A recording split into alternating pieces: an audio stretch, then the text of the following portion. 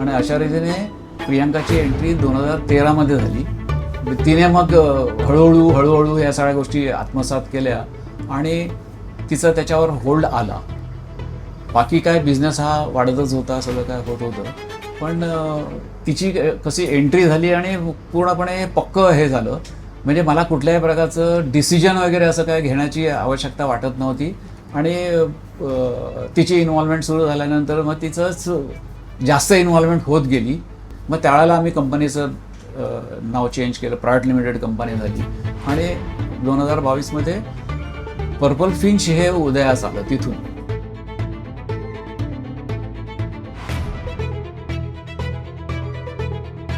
So madam, आता आपण second generation बिझनेसमध्ये आलो आहे, पर्पल फिंचमध्ये. तुमची पर्पल फिंचची जर्नी कशी राहिली? मी जेव्हा जॉईन केलं तेव्हा पर्पल फिंच नव्हतं, it was Priyanka insurance and investments. So बाबांनी जेव्हा सुरुवात केली तेव्हाच माझा जन्म झालेला, तर त्यामुळे माझ्याच नावाने त्यांनी सुरू केलं की फॉर्मलाइज जे करायचं तर प्रियांका इन्शुरन्स अँड इन्व्हेस्टमेंट असं कंपनीला तेव्हा नाव दिलं होतं. आणि वाईल ग्रोईंग अप मी पण त्यांचे एफर्ट्स आणि त्यांची मेहनत बघितलेली आहे. जे जॉब करत असताना ते बिझनेससाठी करायचे, क्लायंट्सना जाऊन भेटणं सुट्टीच्या दिवशी किंवा इवन वीकडेजना उशिरा येणं वगैरे, हे सगळं बघत होते. तर तेव्हाच कुठेतरी वाटलं की अरे एवढी बाबा मेहनत करतायत, तर बिंग अ सिंगल चाइल्ड मला ते एक रिअलायझेशन पण होतं. आणि मला असं वाटलं की माझी ती रेस्पॉन्सिबिलिटी पण आहे की ही सगळी मेहनत वाया नको जायला. सो त्यामुळे कुठेतरी ते एक सीड तेव्हा सो झालं होतं की पुढे जाऊन आपण बाबांना जॉईन करायचं म्हणून. ग्रॅज्युएशन कंप्लीट झाल्यावरती मग MBA केलं. MBA नंतर माझा प्लॅन होता आता बाबांना जॉईन करायचं. पण मग बाबांनी सांगितलं की नाही, आधी तू काही वर्ष वर्क एक्सपिरियन्स घे, कारण इमिजिएटली जर तू अशीच जॉईन झालीस तर तुला व्हॅल्यू राहणार नाही जे गोष्टी मिळत आहेत त्याची. तर त्यामुळे कॉर्पोरेट एक्सपिरियन्स घे, तिथे कसं स्लॉक करावं लागतं तर ते जरा कळू देत, त्याच्यानंतर जॉईन कर. सो CMIमध्ये 1 वर्ष जॉब केला, क्रिसिलमध्ये 1 वर्ष जॉब केला. आणि क्रिसिलमध्ये मग स्लॉक करणं काय असतं हे कळलं. आणि तेव्हा ते पण बघत होते माझी मेहनत तिथली.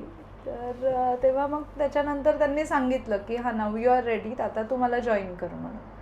पण तेव्हा म्हणजे कॉर्पोरेट जॉब होता, चांगला पे मिळत होता आणि थोडी कम्प्लेसन्सी पण आली होती. तर तो एक स्टेबल जॉब सोडून बिझनेसमध्ये जायचं थोडंसं I was a little sceptical की मी करू शकेन की नाही, एवढं आता बाबांनी केलेलं आहे. तर तेव्हा म्हणजे त्यांनी एकच गोष्ट मला सांगितली की मी ज्या लेवलला आणलेले आहेत गोष्टी, तर मला तुझ्यावर तेवढा कॉन्फिडन्स आहे की एक लेवल वरती तर नक्कीच नाही नेशील म्हणून. तर म्हणजे त्या एका वाक्यावरती म्हटलं ठीक आहे म्हणजे आता. आणि त्यांना तेव्हा गरज पण होती, कारण एक मॅनेजर जे होते ऑफिसमधले ते सोडून जात होते. तर त्यामुळे म्हटलं ठीक आहे, आता त्यांना गरज पण आहे आणि त्यांचा आहे तसा विश्वास, तर तेवढं तरी मी करू शकेन. पण जॉईन केलं तेव्हा त्यांना म्हटलेलं की जे काही आहे ना, मला काही सेल्स बिल्स जमणार नाही, बॅक ऑफिसचं सगळं मी तुमचं ऑपरेशन्स आणि सगळं एकदम मी छान मॅनेज करेन, सेल्सचं तुम्ही बघून घ्या. तर जॉईन केल्यानंतर मग त्यांना मीटिंग्सच्या वेळेस मी असिस्ट करायचे.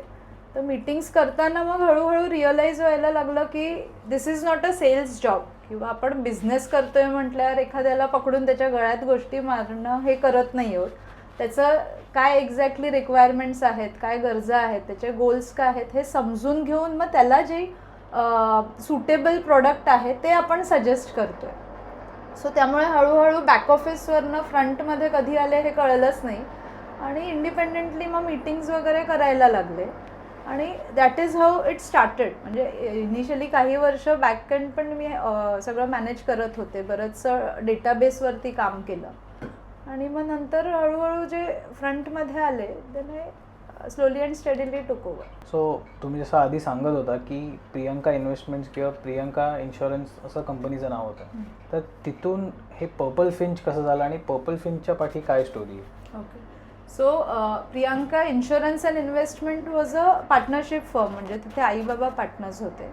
पण माझं नेहमीच डोक्यात हे होतं की थोडं स्ट्रक्चरलाइज करायचं किंवा फॉर्मलाइज करायचं. त्यामुळे मी ते सजेस्ट केलं बाबांना. आणि बाबा नेहमीच ओपन असायचे for all my suggestions and even for implementation of those things. तर त्यामुळे मग त्या विचाराने आम्ही इन्कॉर्पोरेट केली 2020मध्ये, म्हणजे जॅन फेब 2020मध्ये आम्ही इन्कॉर्पोरेट केली कंपनी. आणि इमिजिएटली मग कोविड आलं, त्यामुळे जे ट्रान्सफर आणि सगळं होतं ते काहीच तेव्हा होऊ नाही शकलं. So we incorporated the company as Priyanka Finserv private limited. तर माझ्या डोक्यात होतं की PFPL असं ब्रँड नेम आपण वापरूया आणि PFPLच्या अंडर ऑपरेट करायचं. So my husband is into marketing. तर त्याला जेव्हा मी हे सांगितलं तर तो म्हणाला की PFPL मी असं ऐकल्यावरती मला थोडं बाबा आदम के जमाने एक फिलिंग येतं म्हणून. तर तू त्याच्यापेक्षा काहीतरी नवीन वेगळं छान असं ब्रँड नेमच ठेवायचं आहे तर तसं काहीतरी वेगळं ठेव. तर मी त्याला म्हटलं की हे सगळ्या गोष्टी मला नाही जमत, तर तू बघ, तू मार्केटिंगवाला माणूस आहेस, तू मला काहीतरी छान नाव शोधून दे, तर I am willing to use it म्हणून. तर त्याने मग काही दिवस घेतले, थोडं त्यांनी पण रिसर्च वगैरे केला and then he came up with this name purple finch. तर पर्पल फिंचच्या मागे आयडिया ही होती की purple finch is a small bird. So it is a bird who takes utmost pride and care while preparing its nest. So the idea was ki we also take utmost care and pride while managing and suggesting you regarding your financial goals. So this is how Purple Finch then came into existence. So that त्या बेसिसवर मग logo वगैरे सगळ्याच गोष्टी बनवल्या आणि then we took things forward. So जसं तुम्ही सांगितलं की आधी बाबा हे बिझनेस म्हणजे त्यांनी हा उभा केला आहे, तर जेव्हा तुम्ही ॲज अ सेकंड जनरेशन ह्याला टेक ओव्हर करत होता तर ते तुमच्यासाठी इझी होतं की तुम्हाला खूप असं प्रेशर फील झालं किंवा असं एक काही चॅलेंज वाटलं की आता बाबांनी एवढं केलं आहे तर will I live up to it, तर कसं वाटलं तुम्हाला त्यावेळी? सो तसं चॅलेंजिंग ॲज सच नव्हतं. It was a easy transition because बाबा खूप डिमांडिंग नाही आहेत. ओके, तर he is a very sensitive and adjusting person. त्यामुळे he was always open to तुझ्या काय आयडियाज आहेत, तुला काय वाटतं. तर नेहमी काहीही गोष्ट असली की मला आधी विचारायचं आहे की काय वाटतं तुला, काय करायला पाहिजे, आणि त्या गोष्टी मग इम्प्लिमेंटही करायचे. असं नाही की हां फक्त ऐकतायत आणि स्वतःचं करतायत, पण जे माझे सजेशन्स असायचे ते इम्प्लिमेंटही करायचे.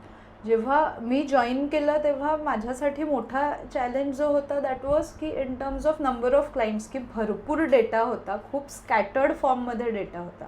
आणि coming from a research background ते थोडंसं रिसर्च केलं डेटावरती, तर मग असं जाणवलं की अरे more than 50% of this database is not useful at all. तर त्यामुळे ते डेटावरती आधी काम केलं, ते थोडं चॅलेंजिंग होतं माझ्यासाठी. पण त्याच्यामुळे ना खूप गोष्टी कन्सॉलिडेट झाल्या. म्हणजे देन असं वाटायचं भरपूर क्लायंट्स आहेत, पण मग ते कन्सॉलिडेशन नंतर we had a accurate database की हां हे एवढे क्लायंट्स आहेत, एवढ्याच क्लायंट्सवरती आपल्याला फोकस करायचं आहे. त्यामुळे मग गोष्टी स्ट्रीमलाईन बऱ्याच केल्या आम्ही, की रिव्ह्यू प्रोसेस एक आणला की एव्हरी 6 months क्लायंटचा रिव्ह्यू व्हायला पाहिजे. मग एम्प्लॉईच्या बाबतीत पण त्यांचे रिव्ह्यूज, मग त्यांच्याबरोबर बसून गोल सेट करणं वगैरे, ह्या गोष्टी बऱ्याचशा केल्या. तर त्यामुळे अँड थिंग्स इव्हॉल्व्ड, म्हणजे जसं जसं मी पण शिकत गेले या फील्डमध्ये आल्यानंतर तसं तसं मग इम्प्लिमेंटेशनही होत गेलं. आणि त्यामुळे तसं काही चॅलेंजिंग असं खूप नव्हतं. आणि बाबा नेहमी होतेच, म्हणजे टिल 2020 ही वॉज देअर, की पूर्णपणे फुल टाईम. 2020 नंतर त्यांनी ठरवलं की नाही आता मी माझं हळूहळू कमी करणार आहे इन्व्हॉल्वमेंट बिझनेसमध्ये. आणि ते पण ट्रान्झिशन तसं स्मूथली केलं, की एकदम ॲब्रप्टली त्यांनी ठरवलं नाही आता उद्यापासून मी येणारच नाही, असं काही झालं नाही. त्यांनी म्हणजे तो विचार माझ्यासमोर मांडला, म्हटलं ठीक आहे चालेल. आणि मग ते पण कसं की त्यांनी नंबर ऑफ आवर्स त्यांचे कमी केले, की ऑफिसला यायचे ते कमी वेळ यायला लागले, मग काही दिवस कमी केले. आणि मग पॅरलली आम्ही टीम मेंबर्स पण वाढवले, की मला सपोर्ट म्हणून रिलेशनशिप मॅनेजर्स आम्ही मग इंट्रोड्यूस केले, की जे त्याच्यामुळे माझ्यावरती पूर्णपणे भार नाही आला. बाबा जेव्हा हळूहळू त्यांनी त्यांचे हे कमी केलं ते.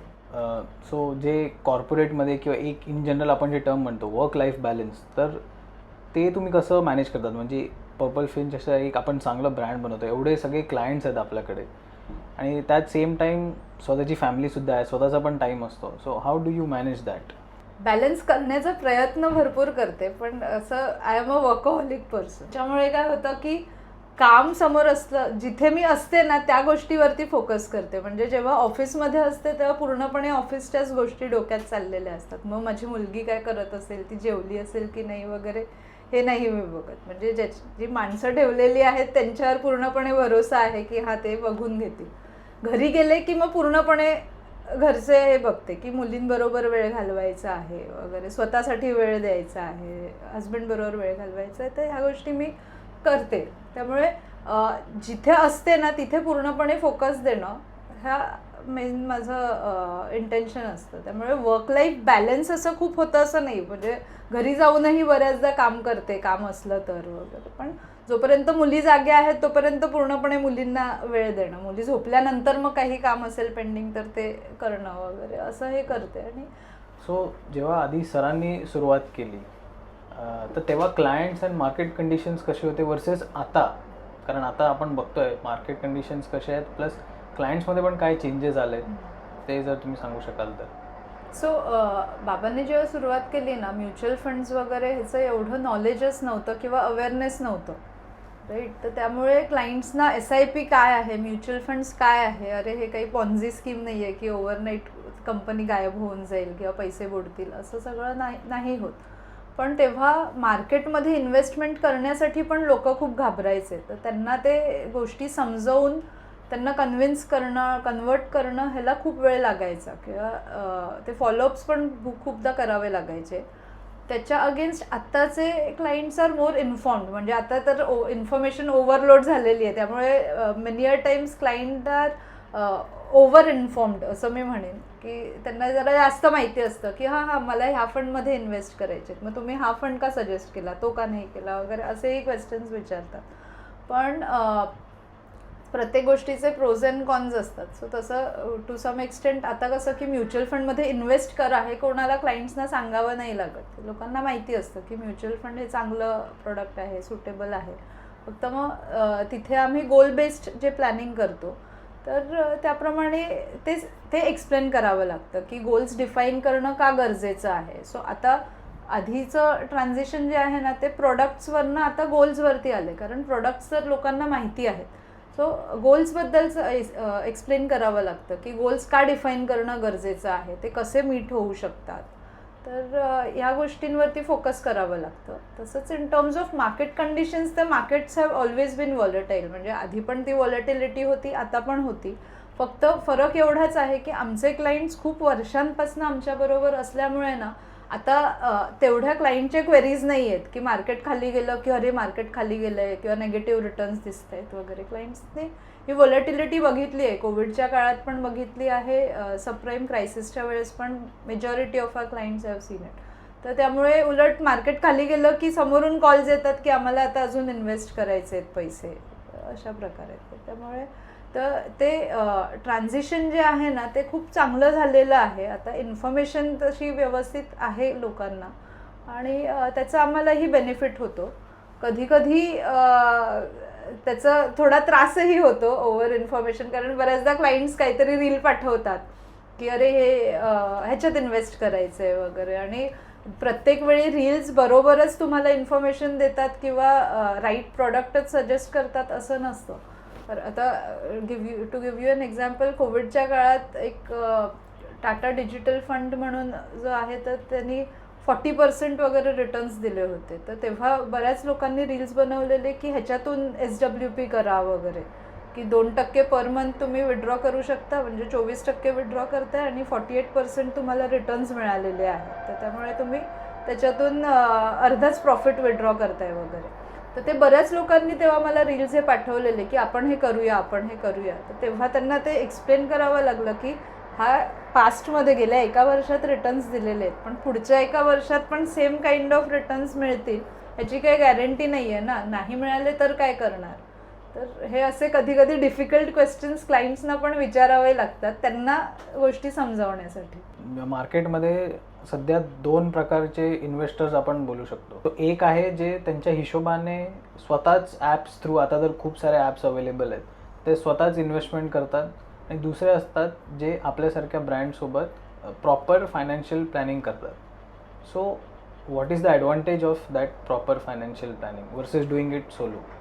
So why you should work with us is because of the hand holding that we do.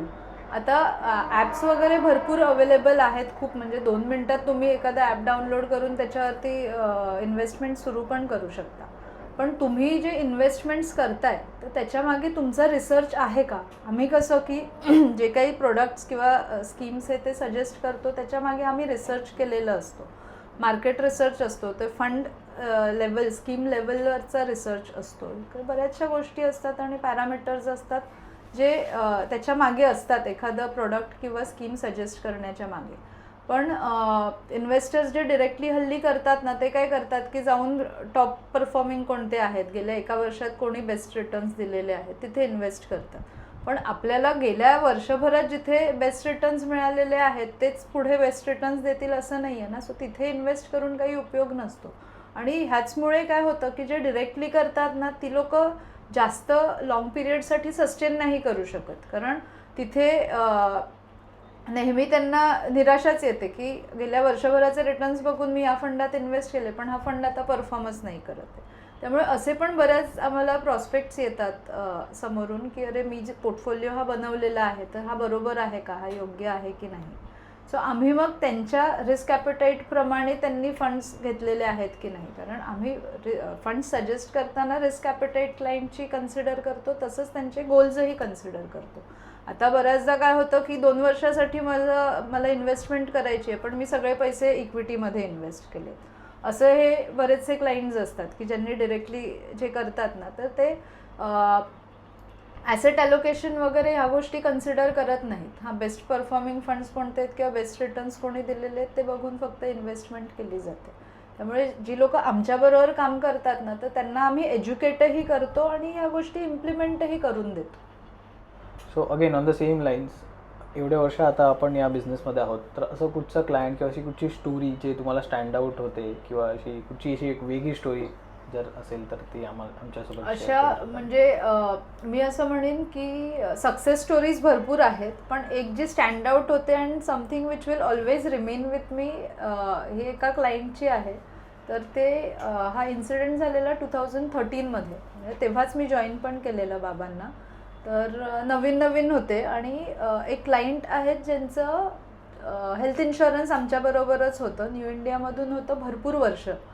तर त्या वर्षी बाबांनी त्यांना सांगितलेलं, त्याच्या आदल्या वर्षी बाबांनी त्यांना सजेस्ट केलं होतं की तुम्ही न्यू इंडियावरनं, म्हणजे 1 लाखाची पॉलिसी होती तर 1 लाख खूप कमी आहे, तुम्ही ते शिफ्ट करून घ्या.